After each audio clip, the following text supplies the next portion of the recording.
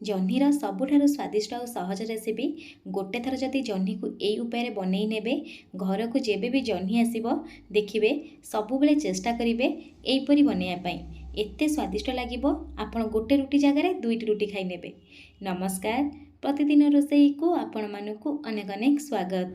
आपण मानकु अनुरोध रहिला जदि चैनल रे नुआ अछंती प्लीज चैनल को सब्सक्राइब करनेबे। वीडियो जदि पसंद आसीबो प्लीज वीडियो को गोटे लाइक करिवे। प्रथमे मु गोटे प्रेसर कुकर नहीं प्रेसर कुकर गरम हो गला परे 2 चामच तेल दबा।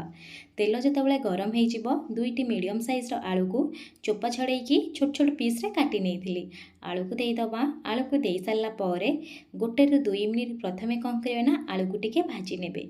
आलू जिते टिके भाजी होपन कौन करेंगे काटिकी जो जह्नी रखिथे जह्नी को देदेवे। मु देखिपे मुझे पाखापाखि 300 ग्राम जह्नी को चोपा छड़ेकी मीडियम पीस रे काटिकी रखी। जेतला आपण जह्नी काटुछंती ता पूर्व टिके चाखी नेबे।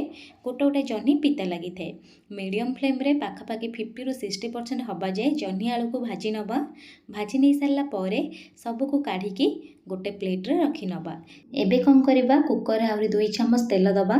तेल जितेबाला गरम हो आधा चामच जीरा दबा। जीरा को भलसे फुटिया पाई छाड़िबा। जिते फुटिजिब गोटे चामच रसुण ता सहित कंचा लंका को छेची नेथिली। अदा यूज करेनि रसुण कंचा लंकार केवल ये छेचा देबे। रसुण कंचा लंका छेचा दे सारा पर गोटे मिनिट कौन करिए ना मीडियम फ्लेम रे टिके भाजी नेबे। रसुण जो कंचा स्मेल थाए ना कंचा स्मेल जीवा जाए टिके भाजी नेबे। भाजी नहीं सारा पर गोटे मीडियम साइज टमाटो को पेस्ट बन रखी टमाटर पेस्ट देदबा। दे सारा पर आपको आम टे मिसई नवा। मुझे पियाज को स्किप करची माने तरकारी जमा भी पियाज यूज करिनी केवल रसुण आउ कंचा लंका ता सहित टमाटर तरकारी बनईची। एबे कौन करबा आधा चामच स्वाद हिसाब रे लुण दबा। लुण दे सारा पर गोटे मिनिट एहीपरि भलसे कषि नेबे जो पर्यंत टमाटर टिके भलसे सिझिनी ता सहित टमाटर तेल छाड़िनी। देखि पारुथिबे टमाटर मध्य तेल छाड़ी गलानी। एबे बेसिक मसला सब यूज करिबा माने सुखिला मसला आपण फ्लेम को लो रखिबे। लो फ्लेम रे यूज करिबे। प्रथमे मुझे आधा चामच काश्मीरी चिली पाउडर दे दोची। आपण जदि चाहिबे काश्मीरी चिली पाउडर टी स्किप करि परिबे केवल कलर पई मुझे यूज करिची। जेहेतु हमें कंचा लंका यूज करिचे ना एटी लंका गुंड को स्किप करि परिबे। ता सहित आधा चामच हळदी गुंड दबा आ गोटे स्पेशल मसला टी यूज करिबा। आधा चामच मुझे मैगी मसला देइची। आपण मैगी मसला जगह किचन किंग मसला दे परिबे। ता सहित आपण को मन पसंद किछि मसला दे परिबे। एबे कौन करबा सब मसला को टिके मिसई नबा। मिसई सारा पर 2 रु 3 चामच पानी देबे।